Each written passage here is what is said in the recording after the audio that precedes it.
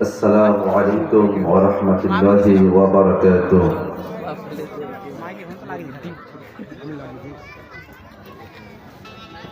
إن الحمد لله نحمده ونستعينه ونستغفره ونعوذ بالله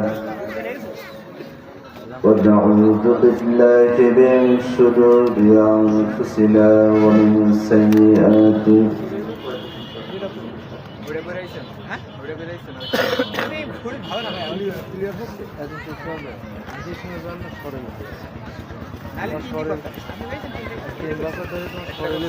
ونشهد أن لا إله إلا الله وحده لا شريك له ونشهد أن سيدنا وسندنا وحبيبنا ومولانا محمدا عبده ورسوله الذي أرسله بالحق بشيرا ونذيرا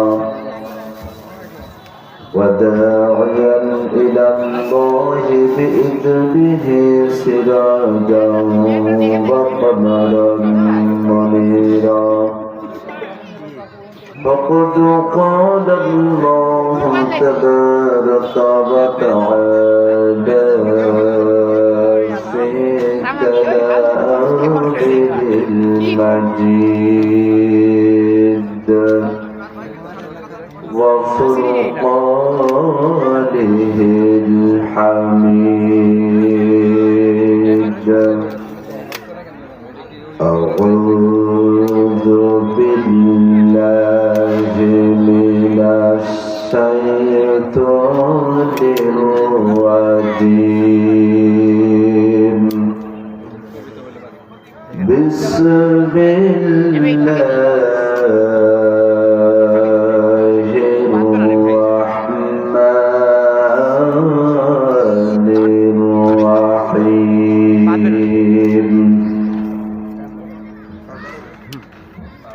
يا أيها الذين آمنوا لا تلهكم أموالكم ولا يا أيها الذين آمنوا لا تلهكم أموالكم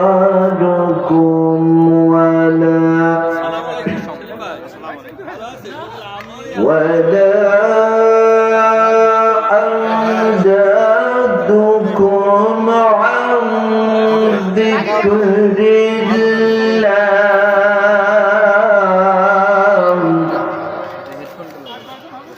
ومن يفعل ذلك فأولئك هم الخاسرون.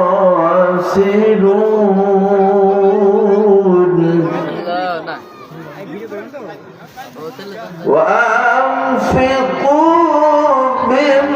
مما رزقناكم من قبل أن يأتي أحدكم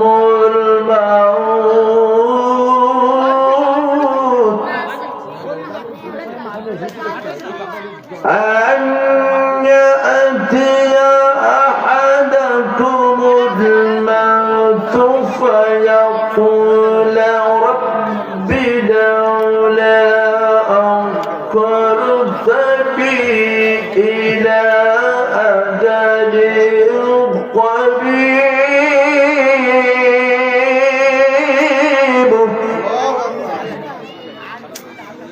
فأصدق وأكن من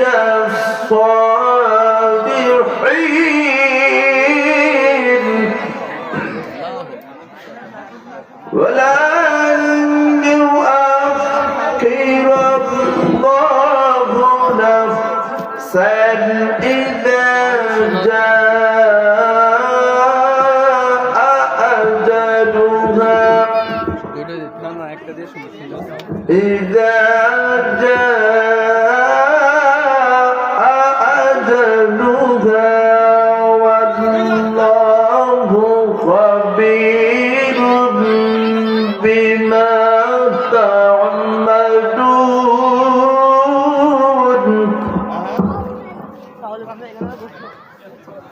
والله خبير بما تعملون.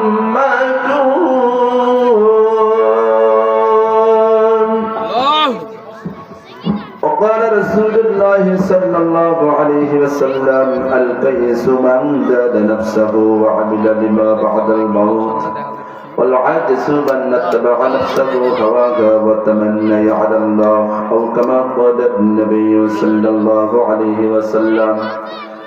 وقال تعالى في شان حبيبه ومحبوبه ومشوقه مخبرا وعامرا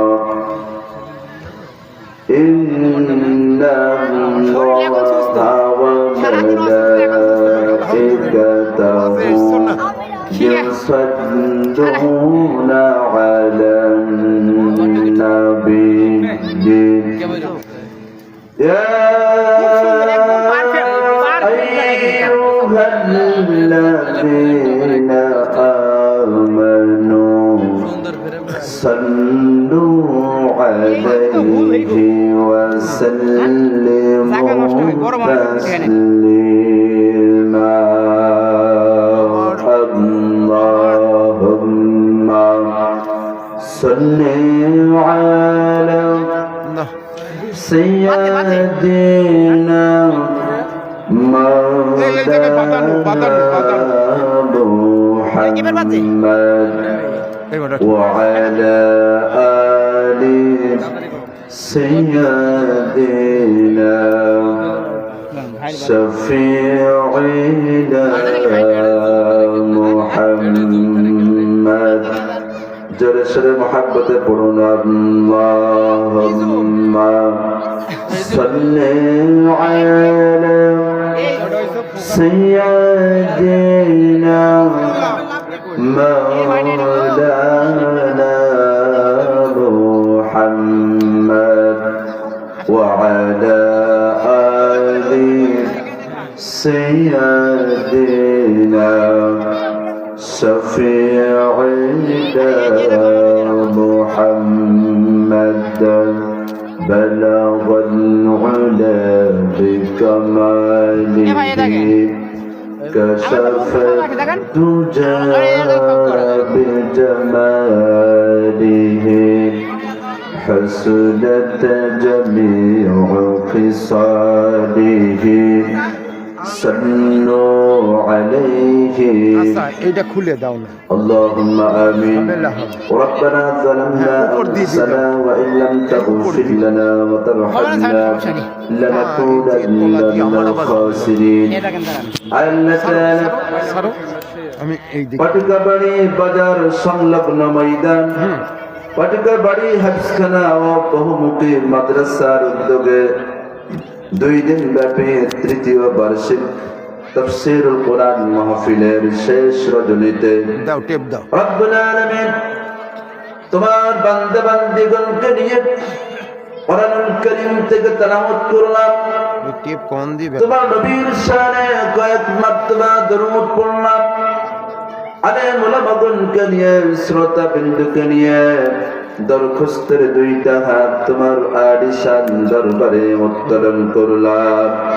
আয় আল্লাহ তাআলা কোরআনুল কারীমের মাহফিলে আমরা যারা উপস্থিত হয়েছি কোরআনুল কারীম থেকে তেলাওয়াত করেছি, শ্রবণ করেছি আর দুরূদ সালাম পড়েছি, ভুল ত্রুটি ক্ষমা করে দিয়ে সওয়াবটুকুন লক্ষ কোটি গুণ বৃদ্ধি করে সোনার মদিনায় নবী পাকের রওজা মুবারকে পৌঁছে দাও। तमाम দুনিয়ার মাটির নিচে ঈমান নিয়ে যারা শহীদ আছেন তাদের কবরে হাদিয়া পৌঁছে দাও রব্বুল আলামিন।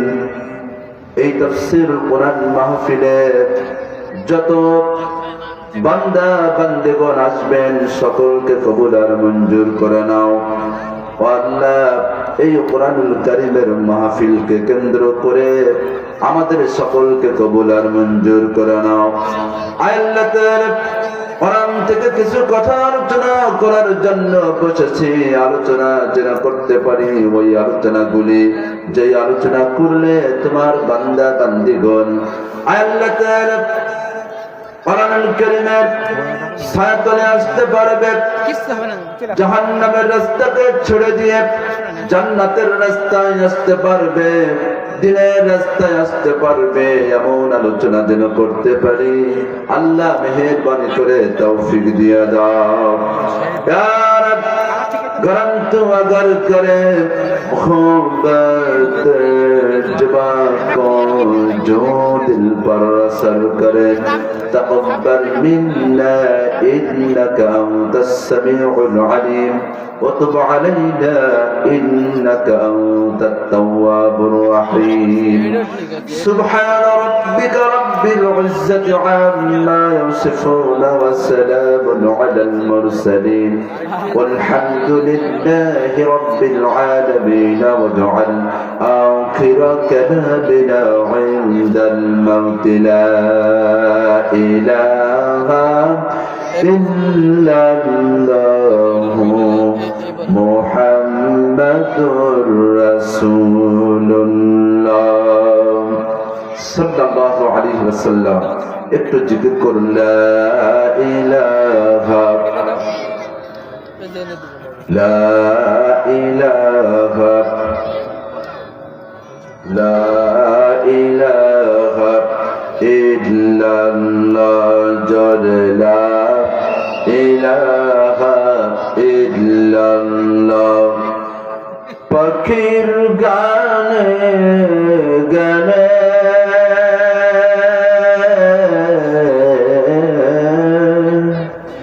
পাখির গানে গানে খবর টানে টানে ওই নামেরই সুর শুনে মন, ওই নামেরই সুর শুনে মন দেয় জেনে রব সারা ইলাহা ইল্লাল্লাহ জোরে লা ইলাহা লা ইলাহা ইল্লাল্লাহ মুহাম্মাদুর রাসূলুল্লাহ সাল্লাল্লাহু আলাইহি ওয়াসাল্লাম।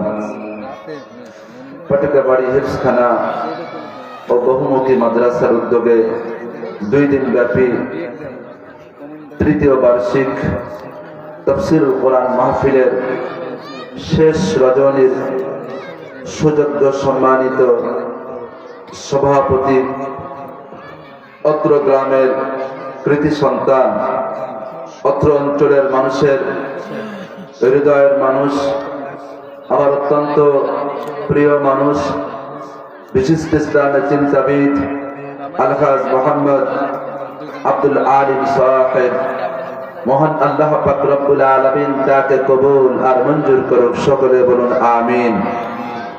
সম্মানিত প্রধান অতিথি, আজকের এই তাফসীরুল কোরআন মাহফিলের মধ্যমণি, সারা বাংলার এক সুপরিচিত মুখ, কুষ্টিয়া জেলার কৃতি সন্তান, আমার অত্যন্ত মহব্বতের মানুষ, বিশিষ্ট ইসলামী চিন্তাবিদ ও প্রখ্যাত আলেম দ্বীন আল্লামা হাফেজ হযরত মাওলানা মুফতি আমির হামজা সাহেব, আল্লাহ পাক রব্বুল আলামিন তাকে কবুল আর মঞ্জুর করুক, সকলে বলুন আমিন। কোরআনুল কারীমের কথা বলার জন্য, সঠিক দিক নির্দেশনা দেওয়ার জন্য যতটুকু সুস্থতার প্রয়োজন মহান আল্লাহ পাক রব্বুল আলামিন আমাদের মেহমানকে তা দান করুক, সকলে বলুন আমিন। আরো আলোচনা করবেন বিশেষ তাফসীর কারক, অত্র অঞ্চলের মানুষের পরিচিত মানুষ, চুয়াডাঙ্গা জেলার কৃতি সন্তান হযরত মাওলানা মুহাম্মদ হুসাইন আহমেদ মাহফুজ সাহেব, আল্লাহ পাক রব্বুল আলামিন তাকে কবুল আর মঞ্জুর করুক, সকলে বলুন আমিন। মঞ্চে উপস্থিত আছেন সর্বকালের সর্বযুগের জাতির শ্রেষ্ঠ সন্তান, সমস্ত আম্বিয়া একরামগণের সুযোগ্য উত্তরসূরি নায়েবে রাসূল হযরত উলামা একরাম। উপস্থিত আছেন হাজিবুল হারামাইন মদিনাতুশ শরীফাইনের মেহমান, সম্মানিত হাদিস সাহেবগণ, আমার সামনে বসা সম্মানিত মুরব্বী আকরাম, যুবক বন্ধুগণ, পর্দার অন্তরালে অবস্থানরত সম্মানিতা শ্রদ্ধেয়ান মা এবং বোনেরা, সকলকে শ্রদ্ধার স্বরে সালাম বিনিময় করছি। আসসালামু আলাইকুম ওয়া রাহমাতুল্লাহি ওয়া বারাকাতুহু। মহান আল্লাহ পাক রব্বুল আলামিনের আলিশান দরবারে লাখ কোটি শুকরিয়া আদায় করছি। আল্লাহ তাআলা বিভিন্ন কর্মব্যস্ত মানুষদেরকে তাদের নিজ নিজ কর্ম ছেড়ে, দুনিয়াবি দায়িত্ব ছেড়ে মহান আল্লাহ পাক রব্বুল আলামিনের কোরআনুল কারীমের মাহফিলের প্যান্ডেলে উপস্থিত হয়ে আল্লাহ তাআলার কোরআনুল কারীম থেকে আমরা তেলাওয়াত করতে পেরেছি এবং শ্রবণ করতে পেরেছি। আল্লাহ পাক রব্বুল আলামিন আমাদেরকে এই কোরআনুল কারীমের মাহফিলে কবুল করে মাহফিলের প্যান্ডেলে উপস্থিত হয়ে আমরা কোরআনুল কারীমের তেলাওয়াত শ্রবণ করতে পেরেছি। এজন্য মহান আল্লাহ পাক রব্বুল আলামিনের কাছে শুকরিয়া জ্ঞাপনার্থে জবান খুলে মুহাব্বতে আওয়াজ দিয়ে পড়ছি আলহামদুলিল্লাহ। লাখ কোটি দরুদ এবং সালাম বিশ্ব মানবতার কান্ডারি রাহমাতুল লিল আলামিন, শফিউল মুসলিমিন, ইমামুল মুরসালিন, খাতামান নবিয়্যিন, বিশ্ব নবী জনাবি মুহাম্মদুর রাসূলুল্লাহ, সকলেই পড়ুন সাল্লাল্লাহু আলাইহি ওয়াসাল্লামের উপর। সম্মানিত উপস্থিতি, আল্লাহ পাক রব্বুল আলামিন দুনিয়ার জাহেলিয়াতকে দূর করার জন্য মহান আল্লাহ তাআলা যুগে যুগে নবী রাসূল পাঠিয়েছিলেন। যখন নবী ছিলেন তখন নবীজি নিজেই কোরআনুল কারীমের তাফসীর করে সাহাবা কিরামদেরকে শুনিয়েছেন। সাহাবা কিরামগণকে দিক নির্দেশনা দিয়েছেন, সেই অনুপাতে তিনারা চলেছেন। আজকে রাসূল করিম সাল্লাল্লাহু আলাইহি ওয়াসাল্লাম দুনিয়াতে নাই, আল্লাহ তাআলার নবীর আদর্শ রয়েছে এবং নবীজি যে কোরআন থেকে আলোচনা করে দুনিয়াবাসীকে ধন্য করেছিলেন, সেই কোরআনুল কারীম আমাদের মাঝে আছে। জোরে বলুন ঠিক কিনা? সম্মানিত উপস্থিতি, সেই কোরআনুল কারীমের তাফসীর হবে, সেই কোরআনুল কারীম থেকে আলোচনা হবে। আর যেখানে কোরআনুল কারীমের আলোচনা হয়, মহান আল্লাহ পাক রব্বুল আলামিন নূরের তৈরি রহমতের ফেরেশতাদেরকে পাঠিয়ে দেন, বলেন সুবহানাল্লাহ।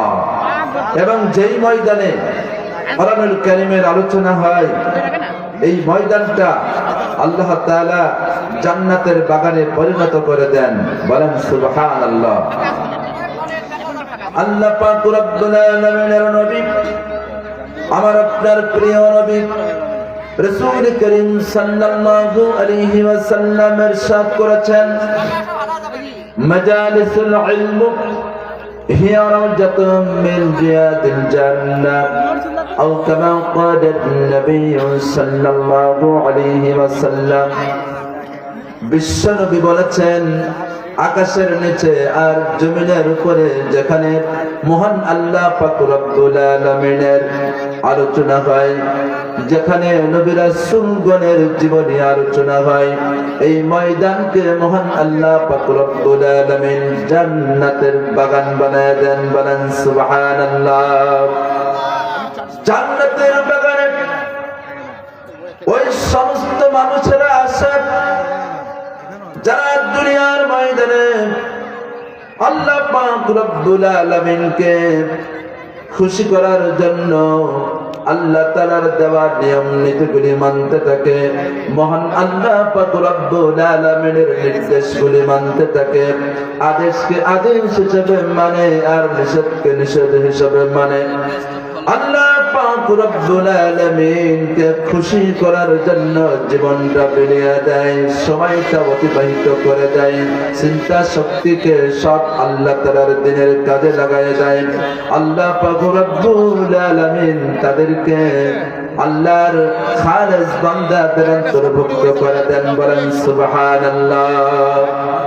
আমার আপনার প্রিয় নবী রাসূল করিম সাল্লাল্লাহু আলাইহি ওয়াসাল্লাম কোরআনুল কারীম থেকে যখন আলোচনা করতেন, কোরআনুল কারীম যখন তেলাওয়াত করতেন, সাহাবা کرام আসতেন এবং এক শ্রেণী মানুষ আসতো যারা কোরআনুল কারীমকে পছন্দ করে না, নবীকেও পছন্দ করে না, কিন্তু মহান আল্লাহ পাক রব্বুল আলামিনের কোরআনুল কারীম এত সুন্দর তেলাওয়াত, এত মধুর তেলাওয়াত, তারা নিজেকে ঠেকায় রাখতে পারত না, কোরআন থেকে নিজেকে আলাদা করে রাখতে পারত না, যার ফলে কোরআনুল কারীমের আলোচনা শোনার জন্য, কোরআনুল কারীমের তেলাওয়াত শ্রবণ করার জন্য আরবের ঘুমকে হারাম করে দিয়ে তারা কোরআনুল কারীমের তেলাওয়াত শ্রবণ করতে। বলেন সুবহানাল্লাহ। এক শ্রেণীর মানুষ আজ পর্যন্ত রয়েছে যারা দুনিয়ার ময়দানে কোরআনুল কারীমকে পছন্দ করে না, কিন্তু কোরআনুল কারীমের তেলাওয়াত থেকে নিজেকে আলাদা করবে সেই ক্ষমতাও রাখে না, এজন্য কোরআনুল কারীমের তেলাওয়াতে আসেন। আসলে কোরআনুল কারীমের তেলাওয়াত এত মধুর, যারা শুনেছেন, যারা তেলাওয়াত করেছেন তারাই কেবল বুঝবেন এর মজা কত, এর মজা কত গভীর। জোরে বলুন ঠিক কিনা? মুরব্বি আকরাম যারা পাঁচ ওয়াক্ত নামাজ পড়েন প্রত্যেক দিন পাঁচ ওয়াক্ত নামাজের প্রত্যেক রাকাতের শুরুতে যে সূরাটা পড়েন সেটা হলো সূরাতুল ফাতিহা। এই সূরা এত বছর পড়তেছেন, একজন মুরব্বি আকরাম পর্যন্ত বলতে পারেন নাই এতদিন পর্যন্ত কোরআনুল কারীম তেলাওয়াত করলাম সূরাতুল ফাতিহা, প্রত্যেক দিন প্রত্যেক নামাজের প্রত্যেক রাকাতের শুরুতে তেলাওয়াত করলাম, এখন আর ভালো লাগে না, নতুন একটা সূরা আসলে ভালো হতো।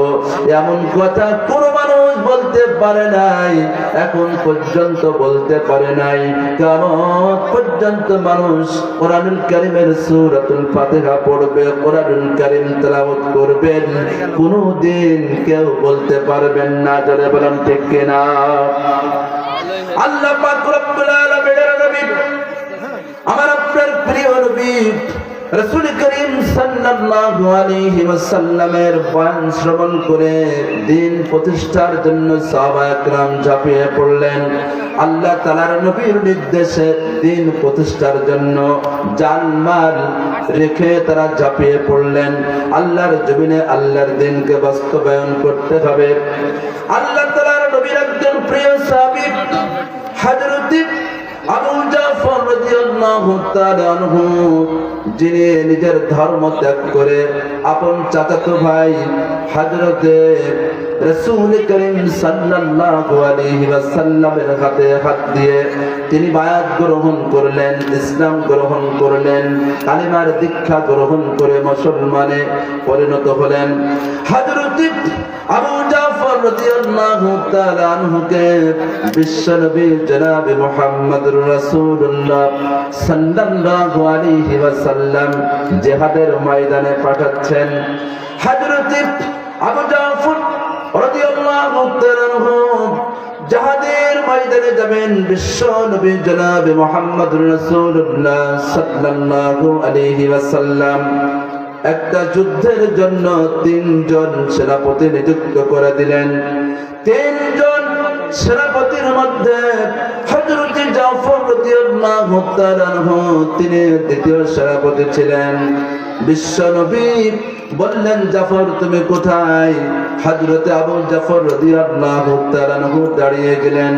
বিশ্ব নবী বললেন, যাও তুমি বাড়ির থেকে বিদায় নিয়ে আসো, জিহাদের ময়দানে গিয়ে সেনাপতির দায়িত্ব পালন করতে হবে। একটু জোরে জোরে বলুন সুবহানাল্লাহ। আমার আপনার প্রিয় নবী, আখিরি জামানার পয়গম্বর বিশ্ব নবী জনাব মুহাম্মদুর রাসূলুল্লাহ সাল্লাল্লাহু আলাইহি ওয়াসাল্লামের বয়ান শ্রবণ করে সাহাবা کرام জীবন দেওয়ার জন্য প্রস্তুত ছিলেন। আল্লাহর জমিনে আল্লাহর দ্বীনকে বাস্তবায়ন করার জন্য কোনো কার্পণ্যতা করতেন না। আর আল্লাহ তাআলার নবীর বয়ান শ্রবণ করার জন্য কেউ লেট করতেন না, বিলম্ব করতেন না। বলেন সুবহানাল্লাহ। হযরত জাফর রাদিয়াল্লাহু তাআলা আনহু বাড়ির দিকে যাচ্ছেন, অন্য একটা যুদ্ধের থেকে এইমাত্র এসেছেন। আবার আরেকটা যুদ্ধে যাবার জন্য আল্লাহর রাসূলের নির্দেশ হয়ে গেল। হযরত জাফর রাদিয়াল্লাহু তাআলা আনহু বাড়ির দিকে যাচ্ছেন। বাড়ির দিকে যাইতে যাইতে চিন্তা করলেন, একটা যুদ্ধের থেকে আসলাম, আরেকটা যুদ্ধের ময়দানে আমাকে যেতে হবে। মহান আল্লাহ পাক রব্বুল আলামিন আমাকে এই যুদ্ধে আল্লাহ তাআলা যেন শাহাদাতের পেয়ালা পান করান। বলেন সুবহানাল্লাহ। যেহেতু জিহাদের ময়দানে সেনাপতি লাগে একজন, বিশ্বনবী 3 জনকে সেনাপতি নিযুক্ত করেছেন। আর তার মধ্যে দ্বিতীয় সেনাপতি হযরতে জাফর রাদিয়াল্লাহু তাআলা আনহু, তিনি দীর্ঘদিন পরে বাড়িতে ফিরলেন। বাড়ির গেটে নক করলেন, ভিতর থেকে আওয়াজ আসলো, কে? হযরতে জাফর রাদিয়াল্লাহু তাআলা আনহু বললেন, আমি জাফর। তিনার বিবি তাড়াতাড়ি করে দরজা খুলে দিলেন। হযরতে জাফর বলতেছেন, তুমি কি করো? হযরতে জাফরের বিবি বলতেছেন, আপনি বাড়িতে আসবেন এই জন্য রান্না বান্না করতেছি, আপনার খাবারগুলি আমি তৈরি করতেছি। হযরত জাফর বললেন, খাবার তুমি রাখো, রান্না বান্না বন্ধ করো, আমার কিছু কথা তুমি শ্রবণ করো, আমি কিছু কথা তোমাকে বলতে চাই। এবার বিবি বললেন, আমাকে বলেন আপনি কি বলতে চান? হযরত জাফর রাদিয়াল্লাহু তাআলা আনহু বলেন, মহান আল্লাহ পাক রব্বুল আলামিনের নবী, আমার আপনার প্রিয় নবী রাসূল করিম সাল্লাল্লাহু আলাইহি ওয়াসাল্লাম আমাকে জিহাদের সেনাপতি বানিয়েছেন। কিসের সেনাপতি? এই মুসলমানের একটা আওয়াজ দিয়ে বলুন, কিসের সেনাপতি? জিহাদের সেনাপতি বানিয়েছেন। জিহাদের ময়দানে আমাকে যাওয়া লাগবে, আমার জন্য খানার ব্যবস্থা করা লাগবে না, খানার প্রয়োজন আমার নাই, তুমি আমাকে বিদায় দিয়ে দাও। হযরত জাফর রাদিয়াল্লাহু তাআলা আনহু যখন বাড়িতে গেছেন, ছেলেরা দৌড় দিয়ে আসছেন। দেখবেন আপনি কোথাও সফরে গেছেন, নতুন শহরে গেছেন, ফিরে আসছেন, ছেলেরা ছোট্ট ছোট্ট বাচ্চারা দৌড়ায় আসে, কেউ হাত ধরে, কেউ জামা ধরে, কেউ বলে কি এনেছেন। হযরত জাফর রাদিয়াল্লাহু তাআলা আনহু যখন বাড়িতে এসেছেন, ছেলেরা দৌড়ায় এসে কেউ হাত ধরতেছে, কেউ জামা ধরতেছে, কেউ বলতেছে, বাবা কতদিন পরে বাড়িতে আসলেন? কেউ বলতেছে, বাবা আমার জন্য কি এনেছেন? কেউ বলতেছেন, বাবা একটু আমাকে নিয়ে যান, একটু আমাকে ঘোরাতে নিয়ে যান, একটু বেড়াতে নিয়ে যান। এইভাবে করে এক একজন এক একটা দাবি করতেছেন। ওরা তো জানে না হযরত জাফর রাদিয়াল্লাহু তাআলা আনহু জিহাদের জন্য প্রস্তুতি নিয়েছেন। ওরা তো জানে না আব্বা জান এখন জিহাদের ময়দানে চলে যাবে, আমাদের মাঝ থেকে চির বিদায় গ্রহণ করে চলে যাবে, আর সে ফিরে আসবে না। এটা তো ছোট্ট ছোট্ট বাচ্চারা বুঝতে পারে না, তাই কেউ কেউ দাবি করতেছে আমার জন্য কে মিষ্টি এনেছেন, কেউ বলতেছে আমাকে একটু ঘোরাতে নিয়ে চলেন। এইভাবে করে এক একজন এক একটা দাবি করতেছে। হযরত জাফর রাদিয়াল্লাহু তাআলার স্ত্রী কাটা কবুতরের মতো ছটফট করে কান্না করতেছেন আর বলতেছেন, স্বামী আপনি এতদিন পরে বাড়িতে আসলেন, আপনি বাড়িতে থাকবেন কিন্তু বাড়িতে থাকা হলো না। মহান আল্লাহ পাক রব্বুল আলামিন আপনাকে জিহাদের ময়দানে কবুল করেছেন। আল্লাহ তাআলার নবী तमाम पृथ्वीर समस्त मुसलमानदेर नबी जनाब मुहम्मदुर रसूलुल्लाह सल्लल्लाहु अलैहि वसल्लम আপনাকে জিহাদের পারমিশন দিয়েছেন, জিহাদের সেনাপতি নিযুক্ত করেছেন। আমি আপনাকে ঠেকাতে পারি না, আমি আপনাকে ওই জিহাদের ময়দান থেকে ফেরাতে পারি না, ফেরানোর অধিকার রাখি না। তবে আমি আপনাকে বলি, মহান আল্লাহ পাক রব্বুল আলামিন যেন এই জিহাদের ময়দানে আল্লাহ তাআলা যেন আপনাকে কবুল করে জিহাদের গাজী বানায় আমার ঘরে আবার ফিরায় দেন। হযরত জাফর রাদিয়াল্লাহু তাআলা তরবারির উল্টা পিঠ দিয়ে স্ত্রীর শরীরের উপরে হালকা মৃদুআঘাত করলেন আর বললেন, বিবি তুমি জানো না জিহাদের ময়দানে একজন সেনাপতি লাগে। আল্লাহর নবী বিশ্ব নবী জনাব মুহাম্মদুর রাসূলুল্লাহ সাল্লাল্লাহু আলাইহি ওয়াসাল্লাম এই জিহাদের ময়দানে তিনজন সেনাপতি নিযুক্ত করেছেন। আর আমি 2 নম্বরে, আমার আগেও একজন রয়েছে, আমার পরেও একজন রয়েছে। এই জিহাদের ময়দানে আমি যে শাহাদাত বরণ করব, আমি যে চির বিদায় হয়ে যাব, এতে কোনো সন্দেহ নাই। তোমার উল্টা দোয়া আল্লাহ পাক রব্বুল আলামিন কবুল করবেন না। হযরত জাফর রাদিয়াল্লাহু তাআলা বিবির কাছ থেকে বিদায় নিয়ে তিনি জিহাদের ময়দানের দিকে দৌড়াচ্ছেন। জীবন দিবেন, জীবন যাবে, কিন্তু মহান আল্লাহ পাক রব্বুল আলামিনের জমিনে আল্লাহ তাআলার দ্বীন বাস্তবায়ন না হওয়া পর্যন্ত আমরা ক্ষান্ত হব না। এটা ছিল সাহাবায়ে কেরামদের একটা জেদ। বলেন সুবহানাল্লাহ।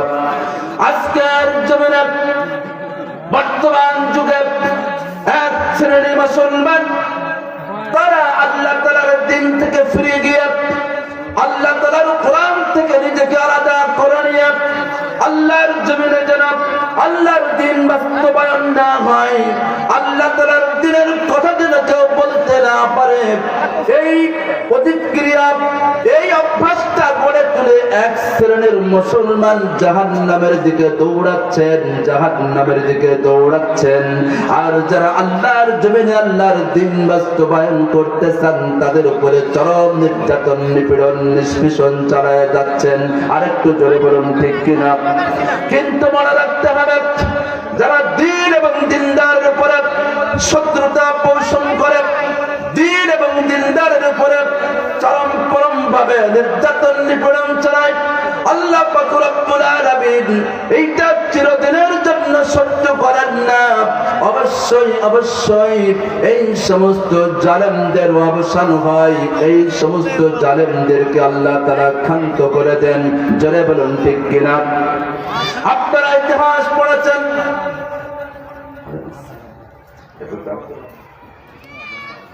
আমার তো বসতে আদান হচ্ছে না।